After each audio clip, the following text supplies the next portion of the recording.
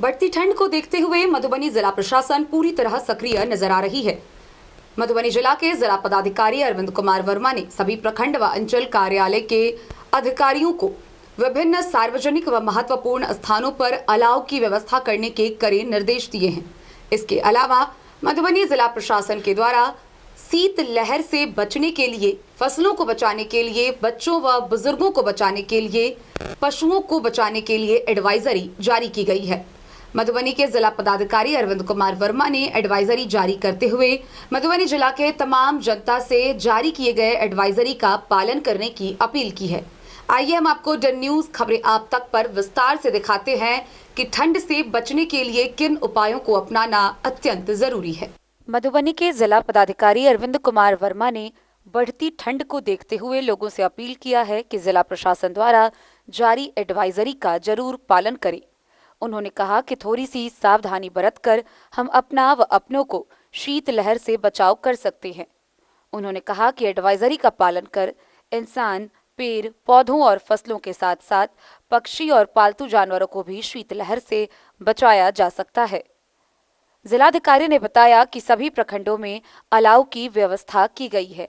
इसको लेकर सभी सीओ को दिशा निर्देश जारी कर दिया गया है। सहायक निर्देशक सामाजिक सुरक्षा कोषांग को जरूरतमंदों के बीच कंबल वितरण का भी निर्देश दिया गया है। शीत से बचाव के लिए क्या करे और क्या ना करे की एडवाइजरी जारी की गई है। शीत घात से पहले स्थानीय मौसम पूर्वानुमान के लिए रेडियो, टीवी, समाचार पत्र जैसे सभी मीडिया प्रकाशन का ध्यान रखें ताकि यह पता चल सके कि आगामी दिनों में शीतलहर की संभावना है या नहीं। सर्दियों के लिए पर्याप्त कपड़ों का स्टॉक करें। कपड़ों की कई परतें अधिक सहायक होती है। आपातकालीन आपूर्ति जैसे भोजन, पानी, ईंधन, बैटरी, चार्जर, आपातकालीन प्रकाश और साधारण दवाएं तैयार रखें। घर में ठंडी हवा के प्रवेश रोकने के लिए दरवाजों तथा खिड़कियों को ठीक से बंद रखें। फ्लू, नाक बहना या भारी नाक या नाक बंद जैसी विभिन्न बीमारियों की संभावना आम तौर पर ठंड में लंबे समय तक संपर्क में रहने के कारण होती है। इस तरह के लक्षणों से बचाव हेतु आवश्यक सावधानी बरतें और स्थानीय स्वास्थ्य कर्मियों या डॉक्टर से परामर्श लें। शीतघात के दौरान मौसम की जानकारी तथा आपातकालीन प्रक्रिया की जानकारी का बारीकी से पालन करें एवं शासकीय एजेंसियों की सलाह के अनुसार कार्य करें। जितना हो सके घर के अंदर रहें और ठंडी हवा, बारिश, बर्फ के संपर्क को रोकने के लिए कम यात्रा करें।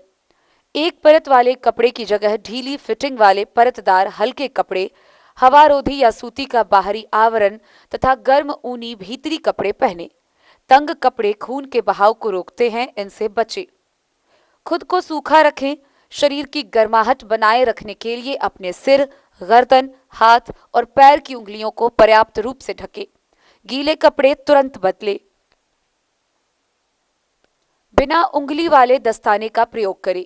ये दस्ताने उंगलियों की गर्माहट बचाए रखने में मदद करते हैं।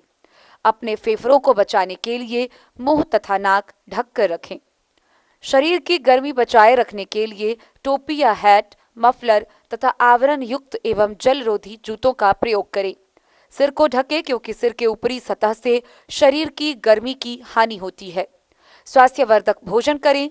पर्याप्त रोग प्रतिरोधक क्षमता बनाए रखने के लिए विटामिन सी से भरपूर फल और सब्जियां खाएं। गर्म तरल पदार्थ नियमित रूप से पिएं। इससे ठंड से लड़ने के लिए शरीर की गर्मी बनी रहेगी। तेल, पेट्रोलियम, जेली या बॉडी क्रीम से नियमित रूप से अपनी त्वचा को मॉइस्चराइज करें।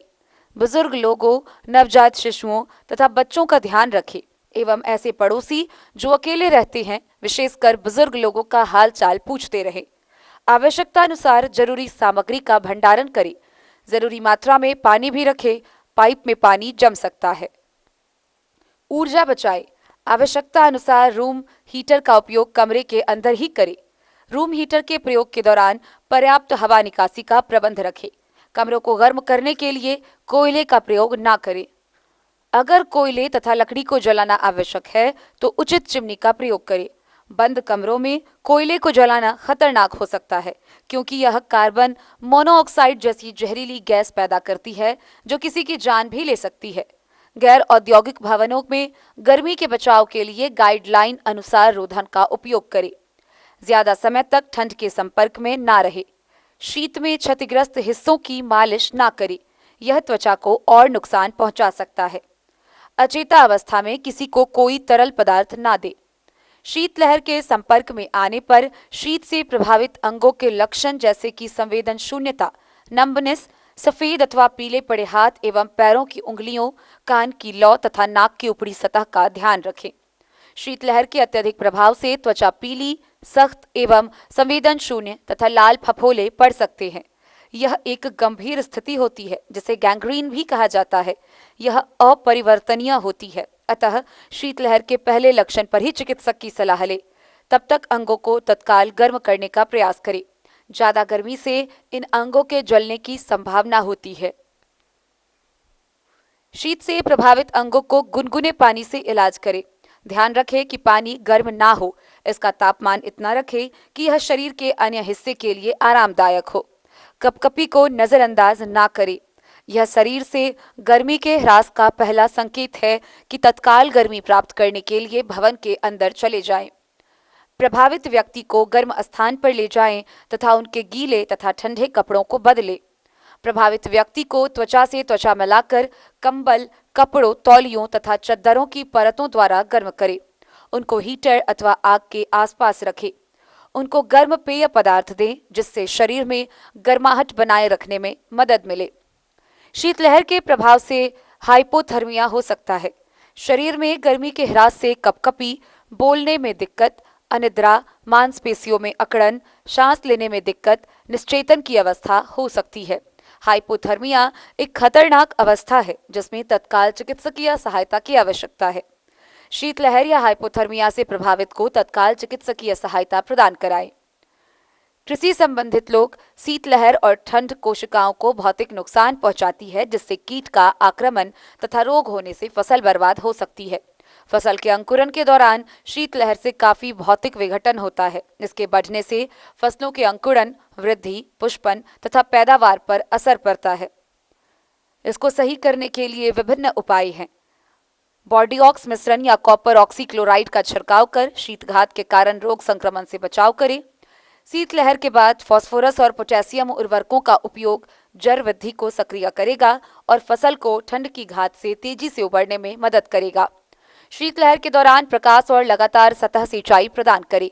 पानी की सिंचाई से उत्पन्न विशिष्ट गर्मी पौधों को शीतघात से बचाता है।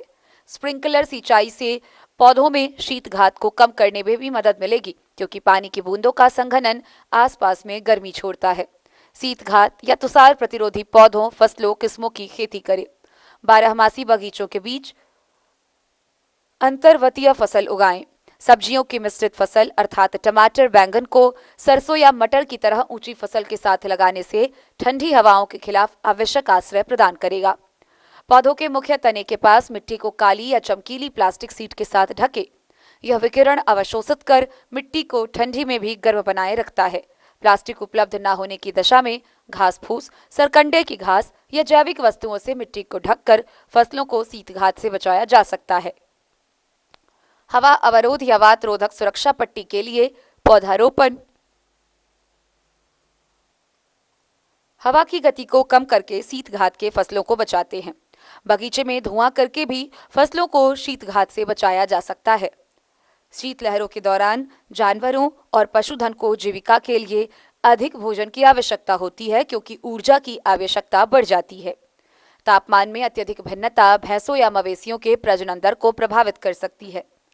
ठंडी हवाओं के सीधे संपर्क से बचने के लिए रात के दौरान सभी पशु आवास को सभी दिशाओं से ढके। ठंड के दिनों में छोटे पशुओं को ढक कर रखें। दुधारू पशु व कुक्कुट को ठंड से बचाने के लिए अंदर रखें। पशुधन के आहार व खान पान में वृद्धि करें। उच्च गुणवत्ता वाले चारा या चारागाहों का उपयोग करें। वसा की खुराक प्रदान करें। आहार सेवन तथा उनके चबाने के व्यवहार का ध्यान रखें। जलवायु अनुरूप शेड का निर्माण करें जो सर्दियों के दौरान अधिकतम सूरज की रोशनी और गर्मियों के दौरान कम विकिरण की अनुमति देते हैं। इन स्थितियों के लिए विशेष रूप से उपयुक्त पशु नस्लों का चयन करें। सर्दियों के दौरान जानवरों के बैठने के लिए सूखे भूसे रखें। पालतू जानवरों पशुधन को शीतलहर से बचाने के लिए भवन के अंदर रखें तथा उन्हें कंबल से ढकें।